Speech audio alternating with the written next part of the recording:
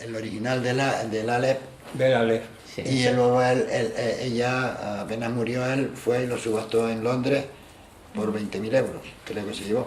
Hoy se hubiese llevado mucho más, se hubiese esperado un poco. Tendría urgencias. Tendría urgencias. Entonces, además él lo dice que en su poesía, que siempre le fue esquivo el amor, ¿no? Y era una de las cosas que siempre tiene esa nostalgia de lo que pudo ser y no fue.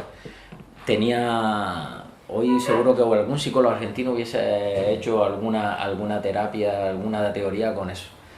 No le fue bien. Las mujeres después con las que estuvo se han despachado bien escribiendo libros, dejándolos. De hecho, Manuel nos dejó uno, el de Estela Canto. De Estela Canto. El de Estela Canto. Y bueno, lo de María Kodama, también creo que se casó con ella por poder, un par de meses antes de morir, era para que continuase con el legado, ¿no? La herencia, el legado de su obra y tal. El Borges persona, es que yo creo que por muchas capas, interpretaciones que sigamos hablando de él, es que se construyó un personaje. Yo tengo, igual que tú tienes la teoría, Emilio, de que Borges no existió, ¿no? Que lo crearon un par de ellos. Yo creo que Borges al final convirtió su vida en una suerte, se convirtió a sí mismo en una suerte de personaje. Ese bibliotecario, ciego, que venía desde la tradición de Homero, que a él le gustaba, hasta... Sí, que Dios me dio los libros y la noche. Eso es uno de los poemas que incluyo en el libro, ¿no? Dios me dio, no sin ironía, ¿no? Con una cruel ironía, los libros y la noche, ¿no? Lo que más me gusta que es leer, no puedo hacerlo porque se quedó ciego con 54 años, creo que fue. Una herencia de su padre, que también se quedó ciego antes que él y que viajó a Suiza para ser tratado, y ahí estalló la Primera Guerra Mundial y ya se quedó por ahí en Ginebra, empantanado. Y él se construyó un personaje en el que ponía a la literatura, en realidad la mujer de Borges es la literatura. Esa es mi tesis. El amor grande, el gran amor de Borges es la literatura. Él se consagró a su obra después de esas relaciones fallidas que nunca salieron bien, y además creo que lo dice por ahí en algún texto, que él con quien se casa es con la literatura, y al que entrega su vida es a la literatura. No llegó al extremo de Nietzsche, de la misoginia de Nietzsche, pero bueno, yo creo que o no le interesaba, o como lo intentó pero no le salió bien, pues plegó velas y dijo: voy a dedicarme a escribir, que es lo que me sale bien. También estaba al lado de Bioy Casares, que Otro inglés. otro inglés, Otro Sí. inglés. que tenía más éxito. Adolfito. Adolfito. Adolfo Bioy Casares. Bueno, y con Silvina Campo. Y Serpina, sí. Y Silvia. Ocampo. Bueno, y ahí aparece un poco, a lo mejor por eso, pero ya he llevado a extremos casi, pues más allá de Pessoa, la figura del doble. Sí. Porque claro, existen muchos tipos de tal. Hay gente que escribe, pues que en vez de ser un doble quieren desaparecer, y que solo esté su obra, como el caso más típico es el de Salinger o el de Thomas Pynchon, que hay una foto de cuando hacía la mili y cosas así, no aparece nunca en ninguna parte, aparece su obra. Luego están los que se firman con seudónimos que no se sabe muy bien por qué, porque todo el mundo sabe quién es. Por ejemplo, Leopoldo Alas Clarín. ¿Por qué se llamaba Clarín? Nadie lo sabe. O Larra, que se firmaba, o Fígaro, el pobrecito hablador. Y nuestro Alonso Quesada, que se firmaba de 70 maneras diferentes, pero siempre escribía igual. No tenía una biografía propia, no tenía cada... Luego ya el colmo son los heterónimos de Pessoa. De Pessoa, que eran diferentes escritores, porque claro, dice la gente, Alonso Quesada tenía, al ser contemporáneo de Pessoa también y tal, tenía los heterónimos estos que, lo de Alonso Quesada son seudónimos, porque él escribía igual, llamándose el amigo Manso, que llamándose Alonso Quesada, que al fin y al cabo, que al final es uno de sus seudónimos, porque se llamaba Rafael Romero. Solo cambiaba el nombre, pero no era el caso de Pessoa, que le construyó una biografía a cada uno de sus heterónimos y escribía diferente. y sobre temas diferentes. Este era otro que para hacer otro libro, que ¿verdad? había que echarle de comer aparte a Fermendito.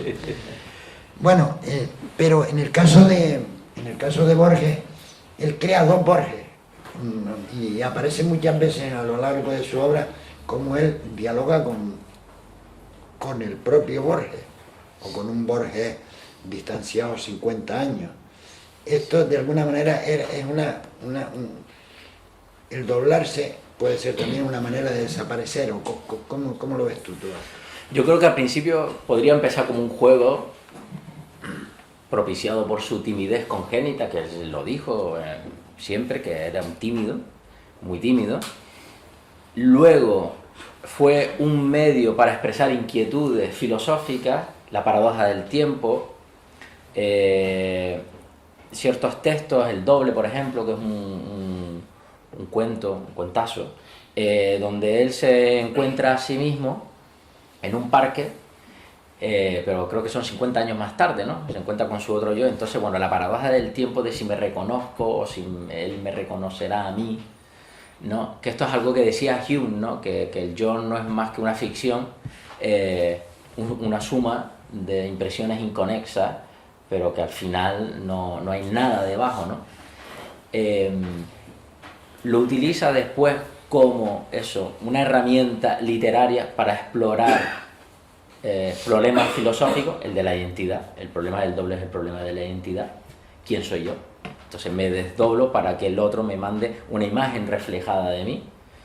El caso de Borges, el caso de Pessoa que estabas diciendo, ya es llevado a su máxima expresión por lo que tú estabas diciendo, porque él inventa una personalidad propia para cada heterónimo. De hecho, le hace hasta su carta astral. Le gustaba mucho el ocultismo y bueno, yo que he estado en la casa Museo Pessoa en Lisboa, tiene las cartas astrales de sus heterónimos, las tiene pintadas en el suelo, ¿no? Entonces, claro, ver la carta astral de un heterónimo, de una persona que nunca ha existido, pues él le hacía la carta astral de cada uno de sus heterónimos, le inventaba una biografía. Bueno, Pessoa también tenía un problema con las mujeres, ¿no? Porque a la pobre Ofelia, en fin, cuando tiene que cortar con ella, le manda una carta firmada por uno de sus heterónimos, ni siquiera tuvo la caballerosidad de... Yo creo que cortó a Álvaro de Campos. Eran las mujeres las que tenían problemas con ellos. Sí. Ofelia de Queiroz no tuvo la valentía de ir a cortar con ella, le manda una carta firmada por Álvaro de Cántaros, que es un heterónimo de él, donde le dice: no se junte usted con este tipo de ralea, algo así, con estos personajes que no le van a traer nada bueno y tal, y ahí se la manda. Digo, bueno, hay que tener, eso solo lo puede hacer Pessoa. Entonces, para responderte a la pregunta, como un medio de exploración filosófica, y luego yo creo que es el texto este de Borges y yo, que muchos aquí conocen perfectamente. Cuando explota esa fama literaria mundial, ese otro, que es el Borges que escribe, yo creo que se fue comiendo al Borges más personal, al Borges de carne y hueso, al Borges persona, porque él sabía que lo que iba a quedar, que su literatura iba a quedar. Y claro, saber esto en vida, yo, en fin, que no soy nadie, que sé que no va a quedar nada, pues no tengo ese tipo de problemas, pero si se pusiese en la piel de Borges, ¿no?, elevado a clásico en vida, disfrutando de esa fama durante 20, 30 años, yo creo que ese doble literario, porque es un doble literario, que no es el caso de Pessoa. Los de Pessoa era otro tipo de dobles, eran heterónimos que adoptaban una personalidad diferente. Esto es un doble literario, es el otro que escribe y que tiene tanto peso que usurpa mi identidad. Yo pereceré, yo soy el de carne y hueso, de mí no va a quedar nada, el otro es el que va a quedar para la posteridad. Entonces, claro, él le da más importancia a ese que va a quedar para la posteridad, y que yo creo que es algo que todos los que escribimos en alguna medida envidiamos, ¿no? Que se nos siga leyendo cuando ya no estemos, ¿no? Bueno, y que se nos siga leyendo cuando estemos también, pero no, cuando ya no estemos. Y otra cosa que, bueno, esto ya para consumo personal, porque el otro día estuve en una charla en Telde y hablábamos de la memoria. lo engañoso de la memoria, y claro, hay una frase de Borges que dice que la memoria es como un montón de espejos rotos. Sí. Porque realmente la memoria reconstruye, falsea, miente y eso. Eso de alguna manera acaba convirtiendo la vida de cada uno de nosotros en una ficción. Esa memoria nuestra que llegamos a confundir la realidad con la ficción, porque hay gente que te cuenta, es decir, alguien que ha vivido un hecho junto contigo y luego pasan los años, te lo encuentras y él lo cuenta de manera diferente a como lo cuentas tú. Quiero decir, las cosas ocurrieron de manera diferente porque cada uno lo ha ido moldeando a su... La memoria va mintiendo, ¿no? Entonces, desde ese punto de vista, es que yo no soy Borges, o a lo mejor sí, o a lo mejor sí. Como Borges no existe. Como Borges no existe, puede ser cualquiera. Claro que esa es otra de las historias. O hay varios Borges. Porque esto se combina, el tema de la memoria se combina con lo de la eternidad, es decir, si somos eternos, nada de lo que hagamos es importante porque vamos a tener todo el tiempo del mundo para intentarlo de nuevo y además lo hará todo el mundo, porque no hay límite de tiempo para hacer una cosa. Todos, como el ejemplo que pones, todos podemos escribir la Odisea. Sí. Y la vamos a escribir tarde o temprano porque tenemos millones de años por delante porque somos eternos. Bueno, millones no, infinitos. Infinito. La eternidad. Entonces, esta mezcla de lo efímero y lo eterno, la memoria que reconstruye, que falsea, que miente, no es decir, la vida tal y como nosotros la entendemos, porque como preguntaba otro argentino, Facundo Cabral, ve la gente el color azul del color que yo lo veo. Es decir, todos vemos el azul del mismo color, todos sabemos que aquello es azul, pero a lo mejor lo vemos todos distintos, pero cada uno tiene su propio Pantone de eso. En fin, todo este lío es para preguntarte. Sí, no, porque es que Borges me lía siempre, por eso yo digo que no existió. Sí, la realidad, lo que entendemos por realidad, no es una especie de universo Matrix.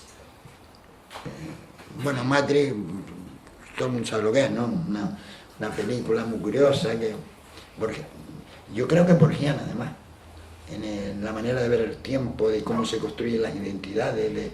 Es cartesiana. Más cartesiana, ves tú ya. Es cartesiana. Hay un personaje que es de la realidad, que Borges lo convierte en un personaje de su literatura, que es Funes el Memorioso. Sí. Funes el Memorioso posiblemente sea, cuando Borges conoció este personaje, que era un indio, Sí.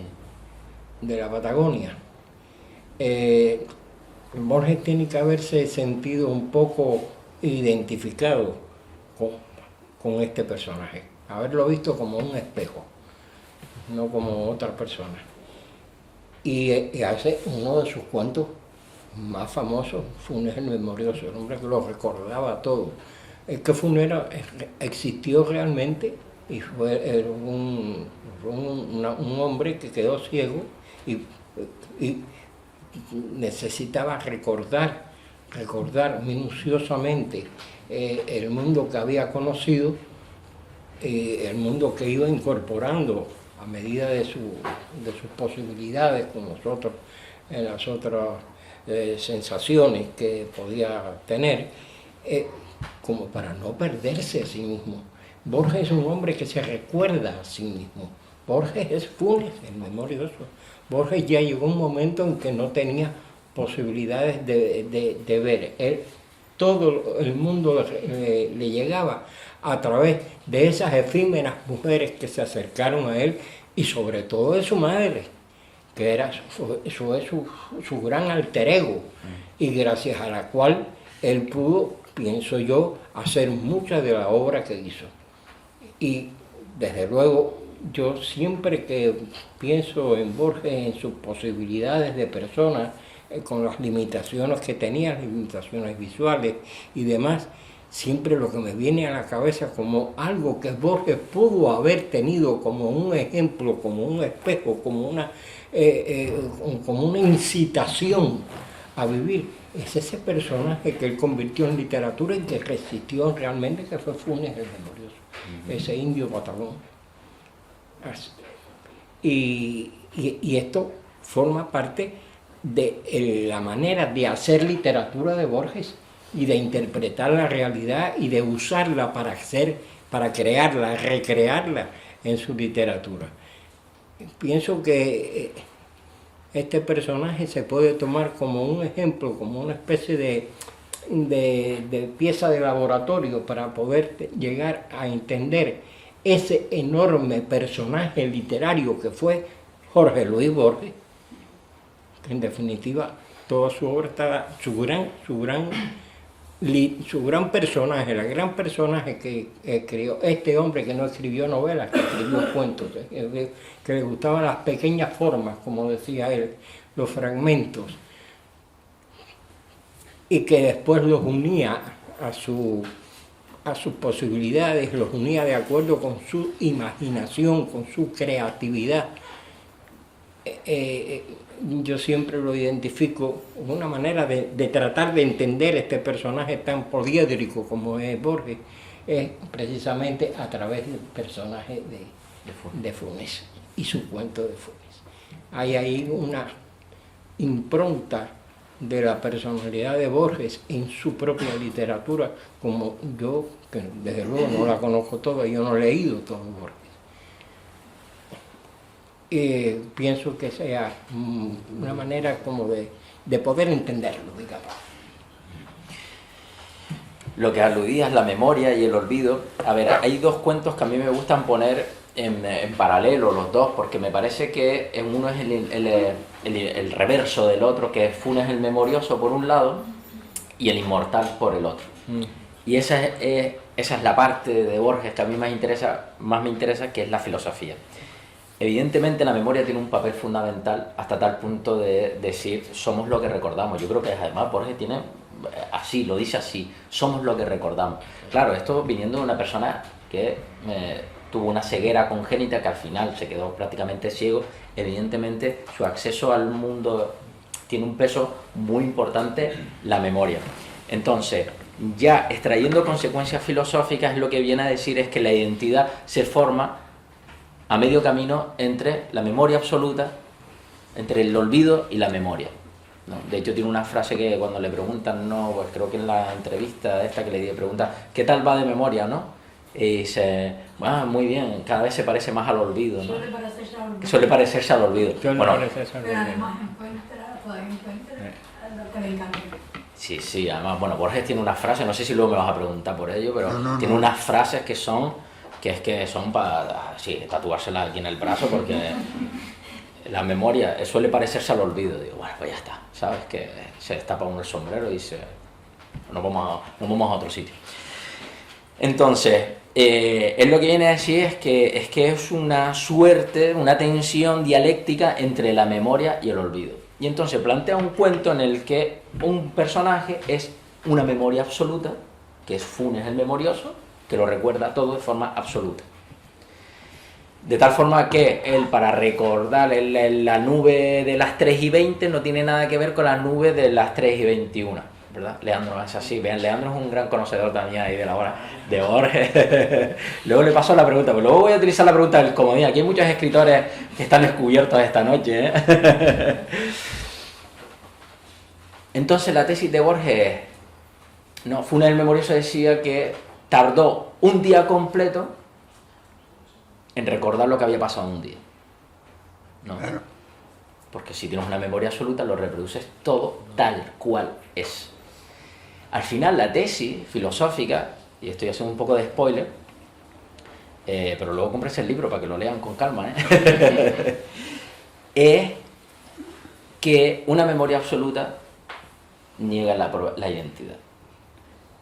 No, al final, y la posibilidad del pensamiento, que es necesario el olvido, porque es necesaria la abstracción. El ser humano no puede recordarlo todo. Recordarlo todo invalida el pensamiento. El pensamiento necesita una una capa, no, yo diría que no, que casi todo es olvido. Casi todo nuestro pensamiento es olvido, es mucho más lo que olvidamos que lo que recordamos, pero vamos, casi infinitamente más. Entonces él le da la vuelta a ese argumento y hace un personaje que es al revés, que lo recuerda más todo de lo que olvida. Y al final la tesis de Funes es que el pensamiento abstracto es imposible. El pensamiento, Funes era incapaz de pensar, de tener ideas abstractas, porque el pensamiento necesita del olvido, ¿no? Es lo que Hume decía, el paso de... No le quedaba memoria RAM. Claro. Es que el pensamiento es una selección. Una selección, efectivamente. Es una selección, no es todo. Seleccionamos qué queremos. ¿Qué queremos? ¿Qué nos interesa? ¿Qué parte de ese mundo en que todos participamos me interesa más a mí? Sí. Que no será el mismo que le interese más a ella o a él, porque somos distintos. Y esa fragmentación en personas no es más que la realidad que vivimos todos. Sí. Cada uno a partir de su individualidad y su azar en el mundo. Y Borges utiliza mucho eso, el azar. El azar en Borges es otro personaje que es un personaje definitivo en muchos de sus Ya tienes lo que te va a ocurrir, ya está escrito. En el sur, En el sur. por ejemplo. Sí, en el sur. En el sur. O en la otra, el hombre de la esquina rosada. el nombre de la esquina rosada. Pesa el destino. El destino ya ha decidido lo que va a ser y da igual lo que tú hagas. Entonces tú te dejas llevar. Entonces, Es como una fatalidad, ¿verdad? sí, pero que eso digamos que va en contra de la capacidad de pensar y de decidir. Es decir, es lo contrario a la libertad, por lo menos en teoría. Y entonces también ese Borges fatalista aparece con mucha frecuencia. Claro, que como tú dices, hay muchos Borges, ¿no? Hay muchos Borges. Pero todo lo lleva al extremo, esa capacidad para llevarlo todo al extremo es una cosa que apabulla. Porque le gusta mucho el pensamiento silogístico. Es decir, el silogismo es parto de una premisa, llego a una contradicción y acabo negando la premisa. Entonces muchos de sus cuentos, por eso nos interesa tanto Borges a los filósofos, ¿no? Savater dice que es cierto que la filosofía ha hecho interesante a Borges, pero no es menos cierto que Borges ha hecho... No, la filosofía ha hecho interesante a Borges, pero no es menos cierto que Borges ha hecho interesante a la filosofía, porque muchas de las cosas de las que habla se han puesto después sobre el tapete de discusión, ¿no? De hecho, yo he utilizado alguna vez a Borges en algunas clases. Cada vez lo utilizo menos porque no es un autor, es duro, pero Funes el Memorioso, por ejemplo, a mí me gusta para explicar a Hume. Porque es una forma, o sea, Funes era incapaz de pasar de la impresión a la idea. Todo en Funes es pura impresión, inmediata, es inmediatez. Porque no seleccionaba. No seleccionaba, ¿no? Porque Hume define la idea como la huella que deja en nosotros el conocimiento inmediato. Funes no hace ese paso, no pasa de la impresión a la idea, todo es impresión, y por eso lo recuerda todo con una exactitud total. Entonces a Borges le gusta mucho plantear un tema, llegar a una contradicción para llegar a afirmar lo contrario de lo que planteaba. Por ejemplo, el inmortal, ¿no? El anhelo de inmortalidad. Y aquí ya pinchamos en hueso porque ese a mí me parece que es el texto más filosófico, uno de los más filosóficos de Borges. Y es, ¿qué pasaría en una vida inmortal? Que era lo que tú decías antes, ¿no? Que esto es, yo lo siento, pero tengo que hablar de filosofía, así que ya pinchamos en hueso. Esto es la actualidad de lo potencial, es decir, esto es Aristóteles. Aristóteles decía que no todas las potencialidades se actualizaban. Había unas cosas que eran en acto y otras en potencia, ¿no? La actualidad y el movimiento es la actualidad de lo potencial. Bien, lo que viene a decir Borges, en una vida infinita, si fuésemos eternos, al final todo lo potenciable sería actualizable. Todo lo que se da como posibilidad, claro, la vida de un ser humano es una elección y es un olvido. Es decir, Ay, esto empieza a parecerse a una clase. Si tuviese una pizarra. Estás a punto de tener... Decir sí a una cosa.